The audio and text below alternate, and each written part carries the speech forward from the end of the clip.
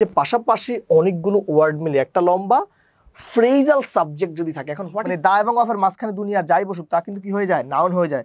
আমরা জানি কোনো নাউনের শেষে যদি এসবেস থাকে তখন noun. Once upon a time, yesterday, ago, long since, বা নাউনের শেষে কিন্তু এসবেস নাই, অর্থাৎ আমার সাবজেক্ট হলো সিঙ্গুলার। যদি আমার সাবজেক্ট এখানে হয়ে থাকে সিঙ্গুলার, তাহলে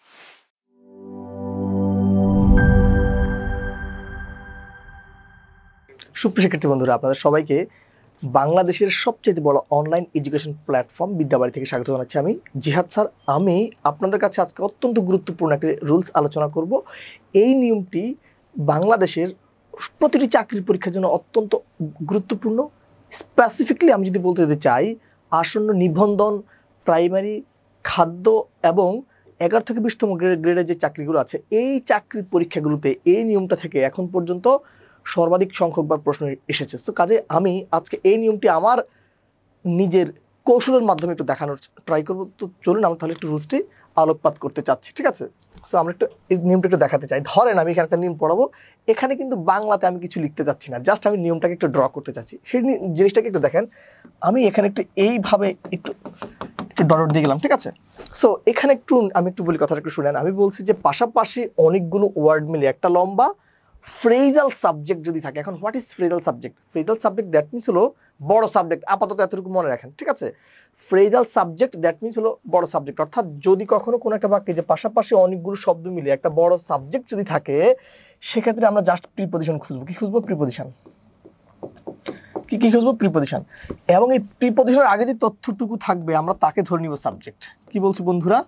আমি আপনাদের সবাইকে বলছি যে পাশাপাশি অনেকগুলো ওয়ার্ড মিলে একটি লম্বা ফ্রেজ যুক্ত সাবজেক্ট যদি থাকে, বা যদি একটা লম্বা সাবজেক্ট থাকে, সেক্ষেত্রে আমরা খুঁজবো একটা ফ্রেজ, মানে একটা প্রিপজিশন খুঁজবো, এবং এই প্রিপজিশনের আগে যে তথ্যটুকু থাকবে আমরা তাকে সাবজেক্ট হিসেবে ধরে নিব। And I once again say that পাশাপাশি অনেকগুলো ওয়ার্ড মিলে একটি লম্বা ফ্রেজ যুক্ত সাবজেক্ট থাকলে বা লম্বা সাবজেক্ট থাকলে জাস্ট খুঁজবো হচ্ছে প্রিপজিশন, এবং প্রিপজিশনের আগে যে তথ্যটুকু থাকবে তাকে আমরা সাবজেক্ট হিসেবে ধরে নিব। তাহলে চলুন আমি এখানে একটা এক্সাম্পল একটু ড্র করতে চাই, একটু দেখেন। এখানে ধরুন আমি এখানে বলছি the uses of our mobile phone is are made by, ধরেন আমি বললাম যে চায়না। ওকে, দেখুন এই যে জায়গাটা একটু এখানে যে আছে দেখেন, the uses of our mobile phone, এই পুরোটা কিন্তু একটা subject. the uses of our mobile phone, এই পুরো পার্টটুকু কিন্তু একটা সাবজেক্ট। এখন এই যে লম্বা লম্বা যে সাবজেক্টগুলো আছে, এই সাবজেক্টগুলোকে আমরা বেসিক্যালি বলে থাকি ফ্রেজাল সাবজেক্ট। এখন ফ্রেজাল সাবজেক্ট মানে পড়াতে গেলে যদি বিস্তারিত বলতে যদি চাই, ফ্রেজ কাকে বলে অনেক জিনিস, কিন্তু আপনাদের জন্য এই জিনিস জানার কোনো দরকার নাই, সেটা আমরা ফ্রেজের ক্লাসে ফ্রেজ শিখবো। এতটুকু জাস্ট মনে রাখেন, যদি কখনো কোনো বাক্যে এই ধরনের লম্বা লম্বা সাবজেক্ট যদি থাকে, সেক্ষেত্রে জাস্ট একটা প্রিপজিশন খুঁজবো। দেখুন এখানে অফ একটা প্রিপজিশন না, যেহেতু এখানে অফ কথাটা একটা প্রিপজিশন, তাহলে তার আগের তথ্যটুকু কি আছে? ইউজেস না? এই তথ্যটুকুই হলো বেসিক্যালি আমার একটা সাবজেক্ট, ঠিক আছে? এক্ষেত্রে একটা কথা মনে রাখবেন, দা এবং অফের মাঝখানে দুনিয়া যাই বসুক তা কিন্তু কি হয়ে যায়, নাউন হয়ে যায়। আমরা জানি কোনো নাউনের শেষে যদি এসবেস থাকে তখন নাউনটা কিন্তু কি হয়ে যায়, তখন কিন্তু নাউনটা হয়ে যায় প্লুরাল, অর্থাৎ আমার সাবজেক্ট এখানে আছে প্লুরাল। যেহেতু আমার এখানে সাবজেক্টটা আছে প্লুরাল, সো আমার এখানে ভার্বটা কিন্তু কি লাগবে? প্লুরাল। আই अगेन দ্যাট বলছি পাশাপাশি অনেকগুলো ওয়ার্ড মিলে একটি লম্বা ফ্রেজ যুক্ত সাবজেক্ট থাকলে আমরা জাস্ট প্রিপজিশন খুঁজবো, এবং প্রিপজিশনের আগের তথ্যটুকু আমরা সাবজেক্ট হিসেবে ধরে নিব। সেক্ষেত্রে সাবজেক্টটা যদি আমার সিঙ্গুলার হয়, ভার্বটা নিব সিঙ্গুলার। যদি সাবজেক্টটা আমার হয় প্লুরাল, ভার্বটা নিব আমরা প্লুরাল, ঠিক আছে? দেন আমরা কিছু প্র্যাকটিস সলভ করব প্রিভিয়াস ইয়ার আসা প্রশ্ন। ফার্স্ট কোশ্চেন দেখেন, এখানে বলা হয়েছে the colour of her eyes dash blue. এখন আপনারা অনেকে কিন্তু এই ধরনের বড় বড় সাবজেক্ট দেখার পর ভোরকে জানি এখানে কি আইজ হবে, হার আইজ হবে সাবজেক্ট, নাকি কালার হবে? না, আমি বলছি এই রকম যদি ফ্রেজাল সাবজেক্টের উৎপত্তি যদি ঘটে, আমরা জাস্ট কি করবো? একটা প্রিপজিশন খুঁজবো। এই দেখেন এখানে অফ একটা প্রিপজিশন। অফ যেহেতু এখানে প্রিপজিশন আছে, তাহলে তার আগে আছে কি? কালার না? দেখেন তাহলে এটা একটা নাউন। নাউন শেষে যদি এসবেস নাই, সো আমার সাবজেক্টটা কি? সিঙ্গুলার। যেহেতু আমার এখানে সাবজেক্টটা আছে সিঙ্গুলার, দ্যাটস ওয়াই আমার ভার্বটাও কিন্তু কি লাগবে? সিঙ্গুলার লাগবে। সো দেখুন এখানে আর এটা কিন্তু সিঙ্গুলার ভার্ব না, ওয়ার এটা কিন্তু সিঙ্গুলার ভার্ব না, নাম তো নাই। সো আমার এখানে সাবজেক্টটা যেহেতু সিঙ্গুলার, ভার্বটা হচ্ছে সিঙ্গুলার, বাট এখানকার মেইন যে জায়গাটা বা প্রাইম জায়গাটা হলো এই ধরনের লম্বা সাবজেক্ট যুক্ত বাক্যের ক্ষেত্রে প্রিপজিশনের আগের তথ্যটুকুকে আপনারা সাবজেক্ট হিসেবে ধরে নেবেন। এই প্রশ্নটা এসেছিল নিবন্ধনের একটা প্রশ্ন, মানে পরীক্ষা, ঠিক আছে, 2016 সালে। ওকে, সো আমরা আর কিছু প্রশ্ন একটু দেখি। Let's start. দেখেন এখানে কি বলছি, দ্য সিনারি অফ কক্সেস বাজার ড্যাশ চার্মিং, এই প্রশ্নটা আসছে খাদ্য অধিদপ্তরে 2021 সালে, মানে তার মানে অতি রিসেন্ট যে পরীক্ষাটা হয়েছে তার আগের যে পরীক্ষা সেখানে, ঠিক আছে। দেখেন একটু এখানে দ্য সিনারি অফ কক্সেস বাজার, এখানে কি বলা আছে, দ্য সিনারি অফ কক্সেস বাজার। এখন এখানে কি কক্সেস বাজার সাবজেক্ট হবে নাকি সিনারি হবে সেটা ইম্পর্টেন্ট না। সবচেয়ে বড় কথা হলো যদি এই ধরনের বড় সাবজেক্ট যদি পান, জাস্ট আমরা একটা প্রিপজিশন খুঁজবো। দেখুন এখানে অফ একটা প্রিপজিশন আছে, অফ যদি একটা প্রিপজিশন আছে তাহলে তার ইমিডিয়েট আগে কি আছে, সিনারি। দেখেন এই যে নাউনটা আছে তার সাথে কিন্তু এসবিএস নাই, ধরেন এসবিএস নাই বা এটা একটা আনকাউন্টেবল নন জন্য সিঙ্গুলার। এখন আমার এখানে সাবজেক্টটা যেহেতু সিঙ্গুলার, তাহলে আমার ভার্বটাও কিন্তু কি লাগবে, সিঙ্গুলার লাগবে। সো আসেন দেখেন এখানে আর, এটা কিন্তু হচ্ছে প্লুরাল ভার্ব, আর এটা কিন্তু প্লুরাল ভার্ব, ঠিক আছে। এখন এখানে সিও হতে পারে, ডিও হতে পারে, কিন্তু এখন আমার প্রশ্ন হলো ভাই, এই যে বাক্যটি এখানে আছে, এই বাক্যের কোন জায়গায় পাস্ট টেন্সের কোন ইন্ডিকেটর কি আছে? অর্থাৎ যদি কখনো কোনো বাক্যে once upon a time, yesterday, ago, long since বা অতীত নির্দেশক কোনো কথা, কাহিনী বা সাল থাকে, তখন তাকে বলা হয় কি, পাস্ট টেন্স ইন্ডিকেটর। এখানে কিন্তু এমন কোনো ধরনের তথ্য নাই, সো আমি এখানে এটা নিতে পারছি না। সো দ্যাটস ওয়াই কি এটাকে প্রেজেন্ট ইনডিফিনিট টেন্স অ্যানসারটা করতে হবে, ঠিক আছে। ঠিক আছে, সো আমার এখানে সাবজেক্ট আছে সিঙ্গুলার, এখানে ভার্বটা আছে সিঙ্গুলার। যদি আমি অর্থের দিক থেকে যদি বলি, আপনি সি যদি বসান, তার মানে এটার অর্থটা কি হয়ে যায় যে কক্সবাজারের দৃশ্য আগে সুন্দর ছিল, আগেও ছিল এখনো আছে, এটা বর্তমান কালের কাহিনী। ওকে, দেন আমরা আরো একটা প্রশ্ন একটু সলভ করতে চাই। দেখুন, a basket of apples dash been sold. এখন আমার প্রথম যে প্রশ্নটি হলো, আমরা আগে সাবজেক্টটা চুজ করতে চাই। দেখেন আ বাস্কেট অফ অ্যাপলস, এখানে কি অ্যাপল সাবজেক্ট নাকি আ বাস্কেট? দেখুন এখানে যেহেতু একটা অফ যেহেতু আছে, তাহলে তার আগের অর্থে কি আছে, বাস্কেট। এই বাস্কেট দ্যাট মিন্স হলো একটা বাস্কেট, অর্থাৎ আমার এখানে সাবজেক্টটা আছে কি, সিঙ্গুলার। দেখুন এই যে হ্যাভ, এটা কিন্তু আছে প্লুরাল ভার্ব, এই যে হ্যাভেন্ট এটাও কিন্তু আছে প্লুরাল ভার্ব, আর ভার্ব প্লাস আইএনজি দিয়ে কিন্তু কখনোই সিঙ্গুলার প্লুরালকে মিন করা যায় না, ঠিক আছে। সো আমার সাবজেক্টটা যেহেতু এখানে আছে সিঙ্গুলার, এন্ড ভার্বটাও কিন্তু কি লাগবে, সিঙ্গুলার। সো দ্যাটস ওয়াই আমি এখানে কি নিয়েছি, অ্যানসার ডি, ঠিক আছে। দেন আমরা আরো কিছু প্রশ্ন সলভ করতে চাই। এটা সোনালী ব্যাংকে আসছে এবং ঢাকা বিশ্ববিদ্যালয়ে আসছে একটা পরীক্ষায়। দেখুন এই যে বাক্যটা এখানে আছে, বলা হয়েছে আ বাস্কেট অফ রুটেন অরেঞ্জেস, ঠিক আছে। বলা হয়েছে কি আ বাস্কেট অফ রুটেন অরেঞ্জেস, এই যে বাক্যটা এখানে আছে, দেখেন এখানে অফ এর আগেরটা হচ্ছে আমার মেইন সাবজেক্ট। দেখেন এই বাস্কেট মানে কয়টা ঝুড়ি, একটা ঝুড়ি, কয়টা ঝুড়ি, অনলি ওয়ান ঝুড়ি। তার মানে আমার সাবজেক্ট হচ্ছে এখানে সিঙ্গুলার।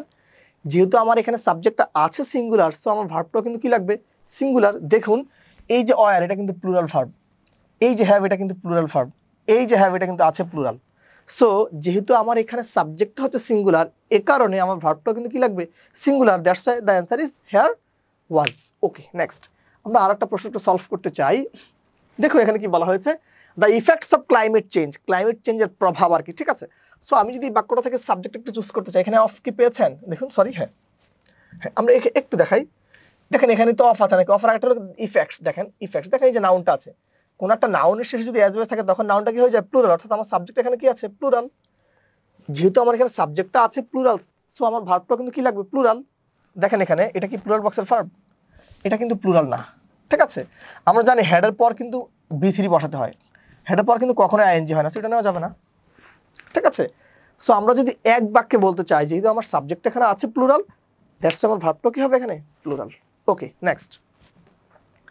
এন্ড আমরা যদি আরো একটা বাক্য সলভ করতে চাই, এখানে দেখুন বলা হয়েছে the capacity of the students, শিক্ষার্থীদের ক্যাপাসিটি বা সক্ষমতা। দেখেন সো এখানে স্টুডেন্টস কিন্তু সাবজেক্ট না, এখানে অফের আগে হলো মেইন সাবজেক্ট, প্রিপজিশন আগের তথ্যটুকু, দ্য ক্যাপাসিটি। দেখেন ক্যাপাসিটি, দেখেন নাউন শেষে কিন্তু এসবিএস নাই, অর্থাৎ আমার সাবজেক্ট হলো সিঙ্গুলার।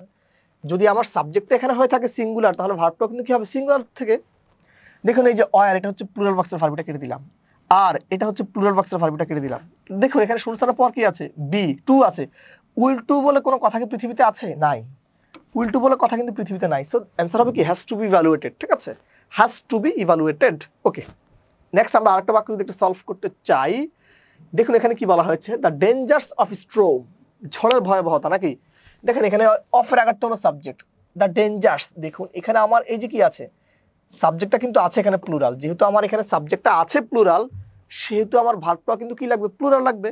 আসেন তাহলে এখানে দেখেন, এই টু প্লাস ভার্বের বেস ফর্ম দ্বারা কিন্তু কখনোই সিঙ্গুলার প্লুরালকে আলাদা করা যায় না। ভার্ব প্লাস আইএনজি দ্বারা কিন্তু কখনোই সিঙ্গুলার প্লুরালকে বোঝায় না। আমরা জানি কখনো যদি কোনো ভার্বের শেষে এসবেস থাকে, তখন ভার্বটা হয়ে যায় সিঙ্গুলার। আমার দরকার হচ্ছে কি, ভার্বটা প্লুরাল, সো এটাও কেটে দিলাম। প্রত্যেকে একটা কথা মনে রাখবেন, কোন একটা ভার্বের শেষে যদি এসবেস যোগ হয় তখন তা হয় সিঙ্গুলার, যদি এসবেস যোগ না হয় তখন তা হয় প্লুরাল। সো আমার এখানে সাবজেক্টটা যেহেতু প্লুরাল, এস বাই এস ছাড়া ভার্বটাকে আমাকে এখানে অ্যানসারটা নিতে হবে। এই কারণে অ্যানসার হলো এখানে এ। আশা করছি আমি এতটুকু বুঝাতে পেরেছি। যদি আমরা এখানে এতটুকু বুঝাতে পারি, আমরা আরেকটা প্রশ্ন সলভ করতে চাই। এই প্রশ্নটা মিনিমাম 15টা জায়গায় আসছে, মিনিমাম 15টা জায়গায়, ঠিক আছে। আমি জাস্ট একটা রেফারেন্স লিখেছি, দেখেন একটু। এখানে বলা হয়েছে a day on Mars dash slightly than a day on earth. Okay, এই বাক্যটাকে আমি কয়েকভাবে সলভ করতে পারি, জাস্ট আপাতত একটা বা দুইটা ভাবে একটু দেখাই। দেখুন প্রথম জায়গাটা এ ডে অন মার্স, এখানকার মেইন সাবজেক্ট হলো অন এর আগেরটা। এ ডে মানে এখানে কতদিন? একদিন। এ ডে মানে কতদিন? একদিন, অর্থাৎ আমার এখানে সাবজেক্টটা আছে সিঙ্গুলার। দেখুন এই যে আর, এটা কিন্তু সিঙ্গুলার না। এই ক্যান দ্বারা কিন্তু সিঙ্গুলার প্লুরালকে মিন করা যায় না, ঠিক আছে। দুইটা কেটে দিলাম আগেই। ওকে, এই যে বাক্যটি এখানে আছে, এই বাক্যের কোনো জায়গায় কিন্তু পাস্ট টেন্সের কোনো ইন্ডিকেটর নাই, যেটা আমি একটু আগেই বলছিলাম, ঠিক আছে। অতীত নির্দেশক কোনো কথা, কাহিনী বা সাল এখানে নেই, সো এটাও কেটে দিলাম, ঠিক আছে। এই গেল একটা way of think. And another way of think হলো, দেখেন দেখেন এই যে দেন, যদি কখনো কোনো বাক্যে দেন থাকে, যদি কখনো কোনো, আমি আরেকটা ওয়েতে একটু দেখাই। দেখেন যদি কখনো কোনো বাক্যে দেন থাকে, ওই বাক্যটা বেসিক্যালি হয় কি? কম্পারেটিভ। সো কম্পারেটিভ হতে হলে কিন্তু এখানে ইয়ার প্রয়োজন, এখানেও কিন্তু ইয়ার প্রয়োজন, সেই দুটো আগে কেটে দিলাম। ওকে, আপনারা প্রত্যেকে জানেন এই দেয়ার আছে মানে কম্পারেটিভ, আর এজ আছে মানে পজিটিভ। এই পজিটিভ এবং কম্পারেটিভ কিন্তু কখনোই একসাথে বসে না। পজিটিভ এবং কম্পারেটিভ কিন্তু কখনোই একসাথে বসে না। সো দ্যাটস আনসার হলো কি? ডি।